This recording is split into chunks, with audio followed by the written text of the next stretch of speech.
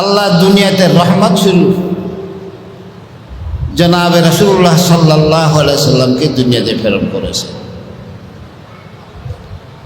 আর যদি আমরা সেই রাসূল সাল্লাল্লাহু আলাইহি সাল্লামকে যদি মেনে চলতে পারি, মহব্বত করতে পারি এবং মহব্বতের তাকাজা হিসাবে আমরা আমাদের জীবনে রাসূল পাক সাল্লাল্লাহু আলাইহি সাল্লামের সুন্নতকে আঁকড়ে ধরতে পারি সর্বক্ষেত্রে, তাহলে বাস্তব রহমত আমাদের উপর আসবে। দুনিয়াতেও আমরা সুখী হব, আখিরাতেও সুখী হব। দুনিয়াতেও আমরা সম্মানিত হব, আখিরাতেও সম্মানিত হব। দুনিয়াতেও আমরা বিভিন্ন পাপ পঙ্কিলতা থেকে, অসুবিধা থেকে, গুনাহ খাতা থেকে মুক্ত থাকব এবং আখিরাতে আমরা আল্লাহ পাকের ফজল ও করমে এই সুন্নত রসুলাই আল্লাহ যারা সুন্নতে অনুসারী তাদেরকে যেভাবে বড় বড় মোকাম মর্যাদা দান করেন, আমাদেরকে সেই ধরনের মর্যাদা দান করবেন। আল্লাহর সাথে জান্নাতে যাওয়ার জন্য সমস্ত মানুষের মনে চায়। সব মানুষকে জিজ্ঞেস করা হলে তুমি কার সাথে জান্নাতে থাকতে চাও, প্রত্যেকে বলবে রাসূল সাল্লাল্লাহু আলাইহি ওয়াসাল্লামের সাথে।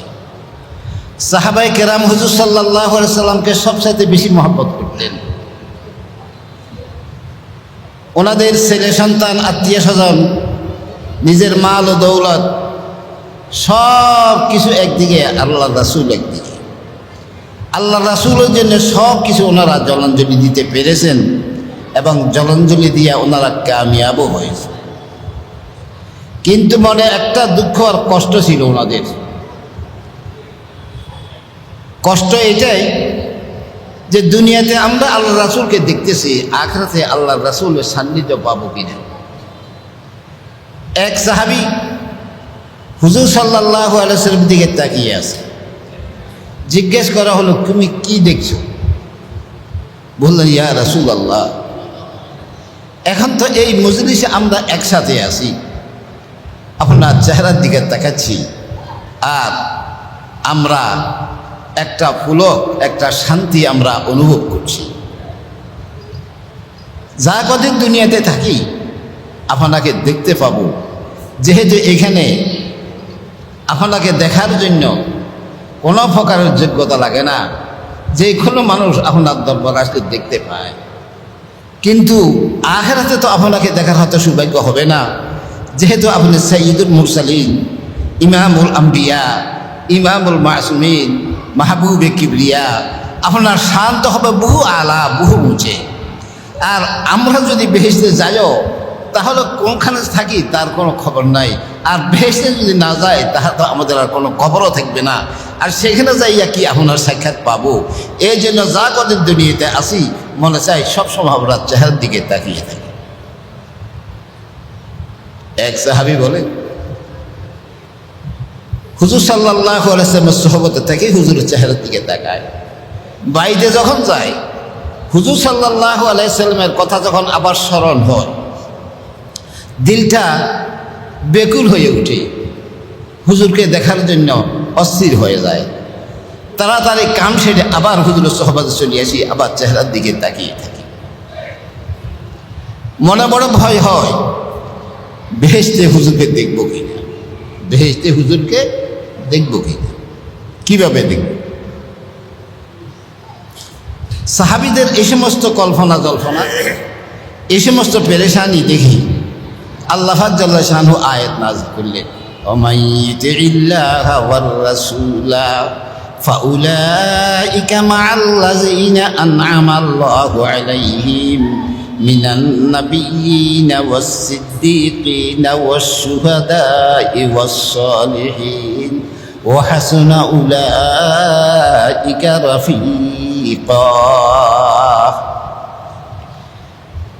সাহাবায়ে কেরামকে হুজুর সাল্লাল্লাহু আলাইহি ওয়াসাল্লামে আয়াত শোনালেন, এ আমার সাহাবারা, যারা আমাকে আখিরাতে পেতে চাও, আমার সান্নিধ্য যারা হাসিল করতে চাও, আমার সাথে যারা জান্নাতে থাকতে চাও, তোমরা জেনে রেখো, তোমাদের এই বেকুলতা দেখে, তোমাদের এই অস্থিরতা দেখে আল্লাহ কোরআনে আয়াত নাযিল করছেন। আল্লাহ বলতেছেন, ওয়ামাইয়ুতিল্লাহা ওয়ার রাসূল, যে সমস্ত লোকগুলো আল্লাহ এবং আল্লাহর রাসূলের কথা অনুযায়ী চলে, ফাউলাইকা মাআল্লাযীনা আনআমা আল্লাহু আলাইহিম, ওই সমস্ত লোকগুলোকে আল্লাহ ইনাম দিবেন। ফাউলাইকা আল্লাযীনা আনআমা আল্লাহু আলাইহিম, ওই সমস্ত লোকগুলো আল্লাহ কি দিবেন? ইনাম দিবেন। হেরা কারা? 4 দল, মিনান নাবিয়্যিনা ওয়াস-সিদ্দীকিনা ওয়াশ-শুহাদা'i ওয়াস-সালিহিন। তারা এই 4 দলের সাথে থাকবে। আল্লাহ তাদেরকে পুরস্কৃত করবেন আখিরাতে। কি পুরস্কৃত করবেন? বেহেশতে তারা কার সাথে থাকবে? নবীদের সাথে থাকবে। হযরতে সাহাবায়ে কেরাম রাদিয়াল্লাহু আনহুম আজমাইন যখন এই আয়াতে শুনলেন, খুশিতে আটখানা হয়ে গেলেন। এরপরে হুজুর সাল্লাল্লাহু আলাইহি ওয়াসাল্লাম বললেন, আল মারউ মা'a মান আহাব্বা, যে যাকে মহব্বত করে তার সাথে তার হাসর হবে। অতএব আমার সাহাবারা, যারা তোমরা আমাকে মহব্বত করো, আমার সাথে তোমাদের জান্নাতে থাকা হবে। ওয়া আমাল লিদার গাদিন রিজওয়ানু খাজিনুহা ওয়াল জারু আহমাদু ওয়ার রহমানু নাশিহা। সাহাবায়ে কেরাম হুজুর সাল্লাল্লাহু আলাইহি ওয়াসাল্লাম চেহারার দিকে তাকিয়ে ক্ষুধার কথা ভুলে যেতেন। অন্ত কোনো ফেরেশানি আসছে, সাথে সাথে মসজিদে চলে যাই হুজুরের সোহবতে বসে যাইতেন। ফেরেশানি দূর হয়ে যেত, ক্ষুধা নিবারণ হয়ে যেত, যত ফকাতের অস্থিরতা থাকতো সব কিছু হুজুর থেকে, মানুষ থেকে দূরীভূত হয়ে যেত হুজুরের চেহারা আনোয়ারের দ্বারায়। যখন এই আয়াত নাজিল হয়, সাহাবায়ে কেরাম খুশিতে আনন্দিত হয়ে গেলেন এবং আল্লাহ পাকের শুকর আদায় করলেন। কিন্তু শর্ত লাগাইছে 2টা জিনিস, আল্লাহর কথা মানা আর রাসূল পাক সাল্লাল্লাহু আলাইহি ওয়াসাল্লামের অনুসরণ করা সর্বক্ষেত্রে। আল্লাহ এনাম দেন, যেমন আজকে এনাম দেওয়া হয়েছে ছাত্রগুলোকে, যারা চেষ্টা করে কারো মন জয় করে। মন জয় করার পরে সেই ব্যক্তি যে পরিশ্রম করছে, পারিশ্রমিক দেওয়ার পরে তাকে অতিরিক্ত আরো কিছু জিনিস তাকে দেয়া হয়, যাকে বলা হয় এনাম। এটা সে পাওয়ার হকদার নয়, খুশি হইয়া মালিক পক্ষ তাকে দেয়। ইহাকে বলে কি? এনাম আর পুরস্কার। যেটা তার প্রাপ্য তা তো দিবেই, কিন্তু তারপরে আবার কিছু দেয়। আমাদের দেশে বলে বকশিস। যে সমস্ত ছাত্রগুলা সাধারণভাবে পাস করলেও তারা পাস করতে পারত, কিন্তু বেশি পরিশ্রম করছে, বেশি পরিশ্রম করার কারণে মাদ্রাসায়ে কেরাম তাদের প্রতি খুব বেশি খুশি হয়ে গেছেন। যে খুশির কারণে ওনারা অন্যান্য ছাত্রদের উপর তাদেরকে প্রাধান্যতা দিয়ে তাদেরকে এনাম দিয়েছে। আর এই এনাম দেওয়া এটা আল্লাহ পাকের সুন্নত। এটা কার সুন্নত? আল্লাহ পাকের সুন্নত। আর এই সুন্নত জনাব রাসূলুল্লাহ সাল্লাল্লাহু আলাইহি সাল্লাম আদায় করছেন। হুজুরা বিভিন্ন জিহাদের মধ্যে বলছেন, যারা এই কাজ করতে পারবে তাদের জন্য এনাম, যারা এই কাজ করবে তাদের জন্য এনাম। তো আল্লাহ বলতেছেন, যারা আমাইয়ুতিল্লাহ ওয়ার রাসূল ফাউলাইকা মাআল্লাযীনা আনআমা আল্লাহু আলাইহিম মিনান নাবিয়্যিনা ওয়াস-সিদ্দীকিনা ওয়াশ-শুহাদা'i ওয়াস-সালিহিন ওয়া হাসুনা উলাইকা রাফীকা। এদের চেয়ে ভালো রফিক আর সাথী আসেনি। এর নবী, সিদ্দিক, শুহাদা, সালেহিন থেকে ভালো রফিক কেউ নাই। এই জন্য শায়ের বলতেছে, ওয়া আমাল লিদার গাদিন রিজওয়ানু খাজিনুহা ওয়াল জারু আহমাদু ওয়ার রহমানু নাশিহা কুসুরুহা যাহাবুন ওয়াল মিসকু তিনাতুহা ওয়াজ জাফরানু হাশিশুন নাবিতুন ফিহা। আমাদের দেশে মানুষের বাড়ি বানাতে চায় এমন জায়গায় যেখানে পরিবেশটা সুন্দর। কি করো? পরিবেশটা সুন্দর, যেখানে ভদ্রলোকেরা বসবাস করে, জায়গাটা নিরাপদ এবং মনোরম, পরিবেশ ভালো, এমন জায়গাতে মানুষ বাসা বাঁধতে চায়। আর মানুষ হিসাবে, পরিবেশ হিসাবে জায়গার দাম কি হয়? বেশ কম।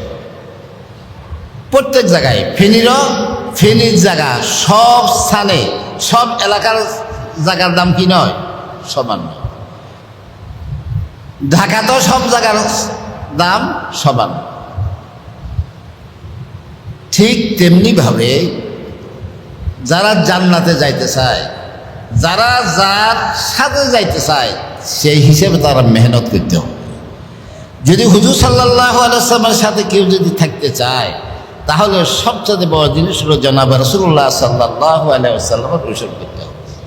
ওয়া'মাল লিদারি গাদিন রিজওয়ানু খাজিনুহা, যদি নাকি তুমি কষ্ট করি কিছু আমল যদি করো রাসূল সাল্লাল্লাহু আলাইহি ওয়াসাল্লামের তরিকা অনুযায়ী, তোমার ঈমান, তোমার ইবাদত, তোমার মুআমালাত, তোমার মুআশারাত, তোমার আখলাক, তোমার সার্বিক অবস্থা, তোমার অর্থনীতি, রাজনীতি সবগুলো যদি জনাব রাসূল সাল্লাল্লাহু আলাইহি ওয়াসাল্লামের তরিকা অনুযায়ী হয়, তাহলে আল্লাহ পাক জাল্লা শাআনুহু তোমাকে জান্নাত দিবে। যে জান্নাতের ফেরেশতা, যে জান্নাতের দরবার হবে রিজওয়ান ফেরেশতা, এবং যে জান্নাতের মধ্যে যার সাথে তুমি থাকবে তিনি হবেন মুহাম্মদুর রাসূলুল্লাহ সাল্লাল্লাহু আলাইহি ওয়াসাল্লাম। জনাবে রাসূল সাল্লাল্লাহু আলাইহি ওয়াসাল্লাম দুনিয়াতে আসছেন দুইটা কাজ নিয়ে, মোটামুটি ভাবে কয়টা কাম নিয়ে? দুইটা কাম। ইন্নী বুইসতু মুআল্লিমা, আর জায়গাতে বলছে ওয়া ইন্নী বুইসতু লিইতমামি মাকারিমিল আখলাক। ইন্নী বুইসতু লিইতাম্মিমা মাকারিমাল আখলাক। মানুষের দুইটা জিনিসের দ্বারা মানুষের জীবনে অধঃপতন আসে। মানুষের উন্নতি তরক্কির পথে বাধা, শান্তির পথে বাধা দুইটা জিনিস। একটা হলো মূর্খতা, এলেম না থাকা। এলেম না থাকার কারণে মানুষ অশান্তি ভোগ করে, মানুষ বিপদে পড়ে, মানুষ গুমরাহ হয়, মানুষ হক না হক চিনে না। আর একটা হলো সৎ চরিত্রের অভাব। যখন মানুষের মধ্যে সৎ চরিত্রতা থাকে না, মানুষ যখন অসৎ চরিত্র গ্রহণ করে, অসৎ চরিত্রের মধ্যে মানুষ যখন পড়ে যায়, মানুষের মধ্যে যখন কোনো মানবতা থাকে না, তখন মানুষের বিপদ আসে চতুর্দিক থেকে। জনাবে রাসূলুল্লাহ সাল্লাল্লাহু আলাইহি ওয়াসাল্লামকে আল্লাহ এই দুইটা জিনিস দিয়া দুনিয়াতে পাঠাইছে। এক নম্বরে জনাবে রাসূলুল্লাহ সাল্লাল্লাহু আলাইহি ওয়াসাল্লাম আসছেন দুনিয়াতে এলেম দেওয়ার জন্য, সঠিক এলেম। ইকরা বিসমি রাব্বিকাল্লাযী খালাক, খালাকাল ইনসানা মিন আলাক, ইকরা ওয়া রাব্বুক। এই যে কোরআনের আয়াতগুলা সর্বপ্রথম বলা হয়েছে ইকরা, পড়ো পড়ো। আল্লাহ রাসূলকে দুনিয়াতে পাঠায় এলেম শিক্ষা দেওয়ার জন্য, এলেমের প্রসার করার জন্য। সঠিক এলেম, যে এলেমের দ্বারা মানুষ আল্লাহকে চিনে, যে এলেমের দ্বারা মানুষ আখিরাত বুঝে, যে এলেমের দ্বারা মানুষ হক আর নাহকের মধ্যে, সাদা আর কালোর মধ্যে, আন্ধার আর আলোর মধ্যে তফাৎ করতে পারে, এমন এলেম দিয়ে জনাব রাসূলুল্লাহ সাল্লাল্লাহু আলাইহি ওয়াসাল্লামকে আল্লাহ দুনিয়াতে পাঠাইছেন। এই জন্য হুজুর বলে ইন্নী বুইসতু মুআল্লিমা। আরব দেশের মানুষ সব জিনিস তারা জানত, এমনকি তাদের যে ওঁটগুলো আছে, ওঁটের বংশ তারা বলতে পারত কয়েক পর্যন্ত, এই ওঁটের বংশ কোনখান থেকে আসে, কোনখান থেকে আসে, কতটুকু আসে। নিজেদের বংশ ব্যাপারে তারা সচেতন ছিল। খুঁটিনাটি অনেক জিনিস তারা বলতে পারত, কিন্তু চিনত না তারা তাদের মালিককে। যে ঘর তৈরি করা হয়েছিল একমাত্র আল্লাহর ইবাদত আর বন্দেগীর জন্য, সেই ঘর আশপাশের মধ্যে 360টি মূর্তি তারা স্থাপন করছে। কয়টি? 360টি। শুধু 360টি নয়, এরপরে প্রত্যেক ব্যক্তি, যার সে ব্যক্তি সুন্দর একটা পাথর যদি পাইতো, সুন্দরভাবে তাকে মেজে ধুইয়া হিজারের সাথে রাখতো, যখনই প্রয়োজন পড়তো তখন তাকে পূজা করত। সফরে যখন তারা যাইত তখন মূর্তি কোথায় পাবে, এই জন্য তারা ছোট্ট করে পাথর দিয়ে মূর্তি বানায় রাখত, এবং পকেটে করে এই মূর্তিকে নিয়ে তার সফরে যাইত। যখন প্রয়োজন হতো এই মূর্তির পূজা তারা করত। যদি তার কাছে যে মূর্তি তার সেই যদি আরো সুন্দর মূর্তি, আরো সুন্দর পাথর যদি তাদের হস্তগত হতো, তখন আগের মূর্তিটারে নিক্ষেপ করিয়া আর একটা পাথর তখন তারা সেখানে সংগ্রহ করি তাহাকে তারা সাথে নিত, তার পূজা করত। এইভাবে দেখা গেছে প্রত্যেকটা বাড়িতে প্রত্যেকটা মানুষের দেবতা তাদের সংখ্যা থেকে অনেক বেশি। একজনের মূর্তি কয়েকটা করে থাকতো, তাহলে মানুষের সংখ্যা যা ছিল তার সেই দেবতার সংখ্যা কি ছিল, বেশি ছিল। কিন্তু এগুলার পূজা করতে করতে আসল যে আল্লাহ, তার ইবাদত তারা ভুলে গেছে। আখলাকের দিক থেকে তারা এত নিচে নেমে গেছে, জুলুম অত্যাচার এটা তাদের নৈমিত্তিক ব্যাপার। সন্ত্রাস, ডাকাতি, রাহাজানি এটা তাদের বীরত্বের পরিচয় ছিল। মানুষের সম্মানহানি করা, কোন মহিলার ইজ্জত সম্ভ্রম নষ্ট করা, ইহাকে তারা গর্ববোধ করত। এমনকি কোন মহিলা যদি সৎ থাকত, তখন তার সতীত্ব নষ্ট করে তারা গর্ব করত, ওই মহিলার সতীত্ব কেউ নষ্ট করতে পারেনি, তারা পেরেছে। অর্থাৎ আখলাকের দিক থেকে এত নিচে তারা নেমে গেছে। সময় হয়ে গেছে না, আচ্ছা, এত নিচে তারা নেমে গেছে। মেয়েদেরকে তারা জীবিত কবর দিত। নিজের সন্তান 4টা যদি হইতো, অভাবের কারণে 2টাকে তারা জমা করে দিত মোটা তাজা চায়, বললো আমার এত সামর্থ্য না, চাই ছেলেকে খাবো। কত প্রকারের বিয়ার তারা আয়োজন করছে, বিভিন্ন প্রকারের তারা বাহানা ধরি বিবাহ অনুষ্ঠান করত, এক মহিলাদের 10 জনও ভোগ করত। এটাও তাদের এক ধরনের সিস্টেম। অর্থাৎ বেহায়াপনায় সারা দুনিয়ার থেকে তারা সর্বোচ্চ শিখরে তখন বসবাস করছে। কিন্তু এই জন্য জনাব রাসূল সাল্লাল্লাহু আলাইহি ওয়াসাল্লাম বলছেন, আমাকে আল্লাহ পাঠাইছে সৎ চরিত্রের উচ্চ শিখরে মানুষগুলো উঠাইবার জন্য।